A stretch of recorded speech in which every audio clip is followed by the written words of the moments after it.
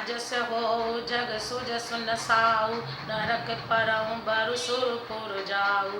अब दुख दुसह सहावहु मोहि, लोचन ओट राम जनि होहि। अस मन गुनहि राहु नहीं बोला, पीपर पात सरिस मन डोला। रघुपति पितहि प्रेम बस जानी, पुनि कछु कयहि महत अनुमानी। देश काल अवसर अनुसारी, बोले बचन विनीत विचारी। तात कयहु कछु करहु डिठाई, अनुचित क्षमब जानि लरिकाई। अति लघु बात लागी दुख पावा, काहू न मोहि कही प्रथम जनावा। देखी गोसाई पूछहु ताता, सुनि प्रसंग भय शीतल गाता। मंगल समय स्नेह बस, सोच परिहरहि तात। आय सुदेयहि हरषि किएँ, कहि पुलके प्रभु गात। जगत में चाहे अपयश हो और सुयश नष्ट हो जाए, चाहे नया पाप होने से मैं नरक में गिरूं अथवा स्वर्ग चला जाए, पूर्व पुण्यों के फलस्वरूप मिलने वाला स्वर्ग चाहे मुझे ना मिले, और भी सब प्रकार के दूसरे दुख आप मुझसे सहन करा ले, पर श्री रामचंद्र मेरी आंखों की ओट ना हो। राजा मन ही मन इस प्रकार विचार कर रहे हैं, बोलते नहीं, उनका मन पीपल के पत्ते की तरह डोल रहा है।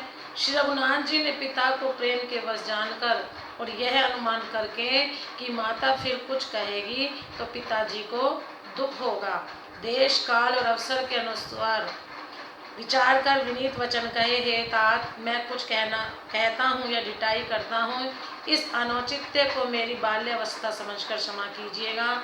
इस अत्यंत तुच्छ बात के लिए आपने इतना दुख पाया, मुझे किसी ने पहले कहकर यह बात नहीं जनाई।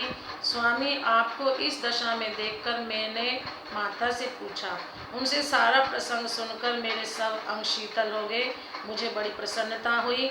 हे पिताजी, इस मंगल के समय स्नेहवश होकर सोच करना छोड़ दीजिए और हृदय में प्रसन्न होकर मुझे आज्ञा दीजिए। यह कहते हुए श्री रामचंद्र जी सर्वांग पुलकित हो गए। धन्य जन्म जगती तलतासु, पितहि प्रमोद चरित सुनि जासु। चारि पदारथ कर तल जाके, प्रिय पितु मात प्राण सम जाके। आयसु पालि जन्म फल पाई, एहु बेगी होई रजाई। विदा मात सन आवहु मागी, चलियहि बनहि बहुरी पग लागी। अस कहि राम गमन तब कीना, रूप शोक बस उतर न दीना। नगर व्यापी गई बात सुतीची, छुअत चढ़ी जनु सब तन बीची। सुनि भय बिकल सकल नर नारी, बेली बिटप जिमि देखी दवारी। जो जह सुनहि धुनहि सिर कोई, बड़ विषाद नहीं धीरज होई। मुख सुखाई लोचन स्रवहि, शोक न हृदय समाई। मनहु करुण रस कट कही, उतरी अवध बजाई।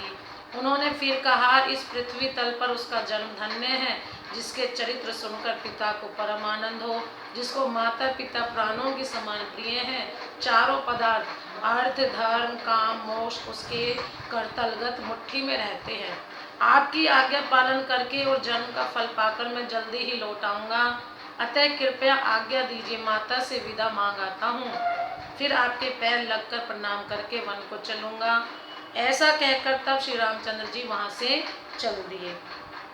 राजा ने शोकवश होकर कोई उत्तर नहीं दिया। वह बहुत ही तीखी अप्रिय बात नगर भर में इतनी जल्दी फैल गई, मानो डंक मारते ही बिच्छू का विष सारे शरीर में पड़ गया हो।